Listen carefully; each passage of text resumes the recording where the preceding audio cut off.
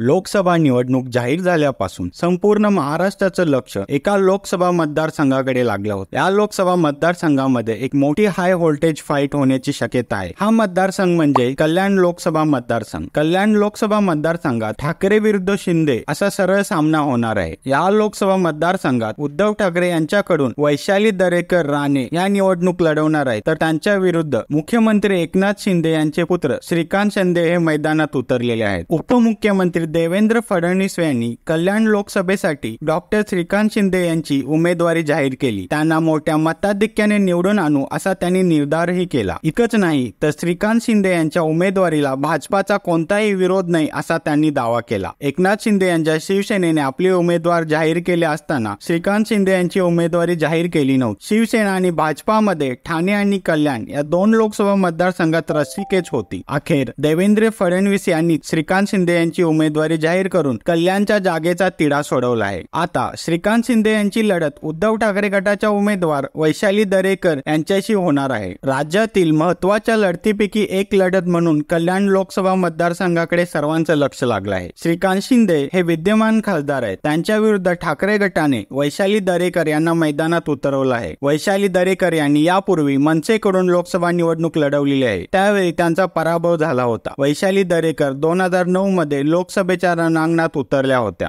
Doctor Shrikant Shinde हे कल्याण लोकसभा मतदारसंघातून 2 वेळा निवडून आलेले आहेत। ते तिसऱ्यांदा लोकसभेच्या मैदानात उतरले आहेत। श्रीकांत शिंदे यांनी 2014 आणि 2019 मध्ये लोकसभा लढवून ते विजयी झाले होते। श्रीकांत शिंदे यांनी 2014 मध्ये राष्ट्रवादीचे तत्कालीन उमेदवार आनंद परांजपे यांचा, तर 2019 मध्ये राष्ट्रवादीचेच उमेदवार बाबाजी पाटील यांचा पराभव केला होता। दोन्ही वेळा श्रीकांत शिंदे मोठ्या फरकाने निवडून आले होते। 2019च्या लोकसभा निवडणुकीमध्ये श्रीकांत शिंदे यांना 5,59,723 मते मिळाली होती, तर बाबाजी पाटील यांना 2,15,380 मते मिळाली होती। श्रीकांत शिंदे यांचा 3 लाखाहून अधिक मतांनी विजय झाला होता। तर 2014च्या लोकसभा निवडणुकीमध्ये श्रीकांत शिंदे यांना 4,40,892 मते मिळाली होती, तर आनंद परांजपे यांना 1,90,143 मतं मिळाली होती। यावेळी सुद्धा श्रीकांत शिंदे यांचा 2,50,749 मतांनी विजय झाला होता। 2009 मध्ये वैशाली दरेकर यांनी मनसेकडून कल्याण लोकसभा निवडणूक लढवली होती। त्यावेळी त्यांना 1,02,063 मते मिळाली होती। त्यावेळी शिवसेनेच्या आनंद परांजपे यांचा विजय झाला होता। आनंद परांजपे यांना 2,12,476 मतासह पहिल्या क्रमांकावर ते राहिले होते। राष्ट्रवादीचे वसंत डावकरे यांना त्यावेळी 1,88,267 मते मिळाली होती, तर तिसऱ्या क्रमांकावर असलेल्या वैशाली दरेकरांना 1,02,063 मते मिळाली होती। कल्याण लोकसभा मतदारसंघ हा शिवसेनेचा बालेकिल्ला समजला जातो। या मतदारसंघात 1996 पासून ते आजपर्यंत शिवसेनेचा खासदार आहे। या मतदारसंघात 1996, 98, 99, 2004 असं सलग 4 वेळा शिवसेनेचे प्रकाश परांजपे खासदार होते। त्यानंतर त्यांचे सुपुत्र आनंद परांजपे यांनी हा वारसा 2005 ते 2014 पर्यंत चालवला। मग आनंद परांजपे यांनी शिवसेना सोडून राष्ट्रवादीत प्रवेश केला। त्यावेळी आनंद परांजपे 2014च्या निवडणुकीत राष्ट्रवादीकडून लढले होते। त्या निवडणुकीत शिवसेनेने नौखे असलेले श्रीकांत शिंदे यांना उमेदवारी दिली होती आणि त्यांनी विजयही मिळवला होता। परांजपे यांनी शिवसेना सोडल्याने शिवसेनेसमोर आव्हान होते। मात्र एकनाथ शिंदे यांनी श्रीकांत शिंदे यांना गेल्या 2 निवडणुकीत निवडून आणून कल्याण हा शिवसेनेचाच बालेकिल्ला असल्याचं दाखवून दिलं आहे। या मतदारसंघावर भाजपानेही दावा केला आहे। त्याचं कारण म्हणजे 1977 आणि 1980 ला रामभाऊ म्हाळगी, 1981च्या पोटनिवडणुकीत जगन्नाथ पाटील आणि 1989 आणि 91 ला राम कापसे हे भाजपाच्या तिकिटावर इथून निवडून आले होते। कल्याण लोकसभेत ठाणे जिल्ह्यातील 6 विधानसभा मतदारसंघ आहेत। यामध्ये अंबरनाथ विधानसभा, उल्हासनगर विधानसभा, कल्याण पूर्व, डोंबिवली, कल्याण ग्रामीण आणि मुंब्रा कळवा अशा विधानसभेचा समावेश आहे। या 6 विधानसभा मतदारसंघामध्ये कोणाची ताकद किती आहे ते आपण आता पाहू।